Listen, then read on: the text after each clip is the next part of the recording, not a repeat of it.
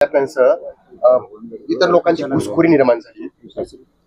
हो नाही ते सांग ना, कधी वर्षावर नजर ठेवायची सवय, यांना लोकांच्या घरामध्ये वाकून पाहायची जी सवय लागली ती फटीतून, तर यांनी बंद केली पाहिजे. आता सर्वसामान्यासाठी ते दालनं उघडी आहेत, सर्वसामान्य जनतेसाठी, आणि तिथे आले तर त्यांचं आम्ही स्वागत करायला बसलेलो आहोत. आम्हाला घरात बसून राजकारण करायचं नाही, आम्ही मंत्रालयात बसून लोकांचे प्रश्न सोडवणार आहोत.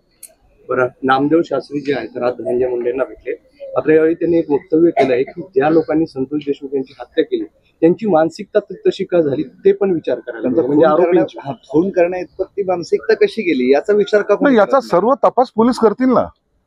सर्व याचे जे आपण आरोपी, आपण पोलिस आहे, आपण असं नसतं ना. पोलिसांना त्यांचा तपास करू द्या. एकदा तपासामध्ये जे काही निष्पन्न होईल, मग जो कोणी खुनी असेल त्याला त्याच्यावर कठोर कारवाई झाली पाहिजे. ही सर्वांचीच मागणी आहे, धनंजय मुंडेंची मागणी आहे. त्यांचं म्हणणं आहे की जो खुनी असेल त्याला फाशी दिली पाहिजे. म्हणून आता पोलिसांना त्यांचा तपास करू द्या. तपासाच्या आड या आता मी दरवेळेला सांगतो की राजकीय पुढाऱ्यांनी त्यांचं वक्तव्य देणं कमी केलं पाहिजे. पोलिसांच्या कामामध्ये त्याच्यामुळं आडकाठी येते, त्यांचा तपासाची दिशा भरकटू शकते. म्हणून त्यांना त्यांचं काम करू द्या, आणि जेव्हा तो सर्व निष्पन्न होईल त्यावर नंतर जर तुम्ही कॉमेंट्स केली तर त्याला महत्व प्राप्त होईल. दंगेकर तुमच्याकडे येणार आहेत का? कारण चर्चा ऐकायला मिळते की शिवसेनेत प्रवेश करतात. अरे बापरे, अरे इतका मोठा नेता आमच्याकडे नको बाबा. चल.